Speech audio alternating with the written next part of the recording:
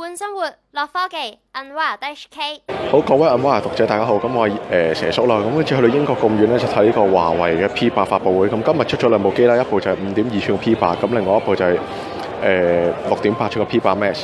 咁佢嘅今次嘅機身特別之處啦，就係有一個用咗全金屬嘅設計啦。咁另外就有個鏡頭啦。咁雖然你唔好睇佢咁細個啦，咁其實佢就有一個4色嘅感光元件同埋一個單排級數嘅影像處理器啦。咁佢就可以喺一個極端環境咧，可以有個準確嘅曝光嘅。咁另外就係佢本身都有啲慢快門嘅模式啦，咁就方便影啲time track 即係啲星軌啊，或者啲車尾燈嗰啲比較慢快門嘅影像啦。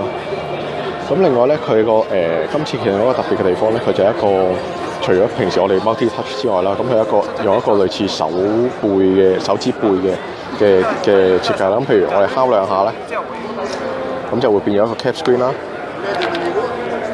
咁亦都可以開個網頁睇下，咁亦都可以做一個畫個圈啦，用個手指背，咁就直接曲咗張相出嚟嘅。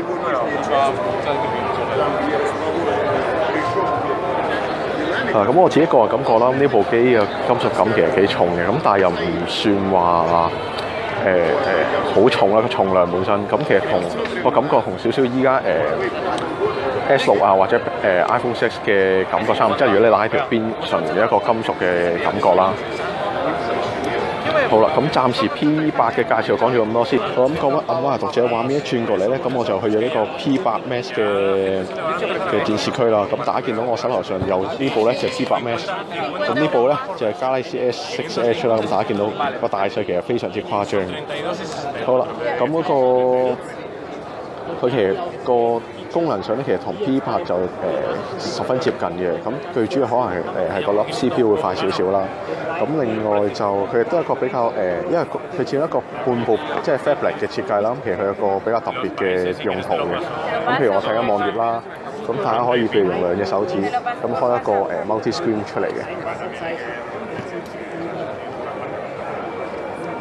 係啦，咁另外佢都有個比較特別嘅設計啦，佢就有個類似一個叫做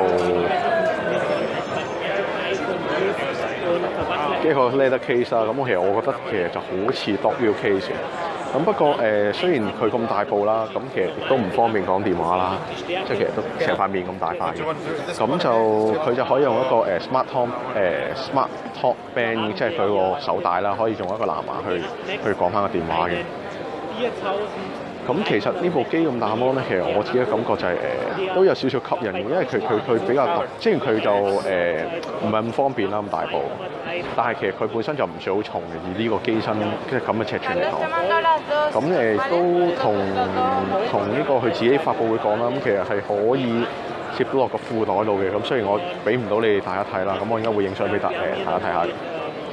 好啦，咁今日嘅 P8 嘅短片咧，就暫時係咁多先。咁多謝大家收睇。咁詳細嘅介紹咧，就去翻我嘅文章度睇翻啦。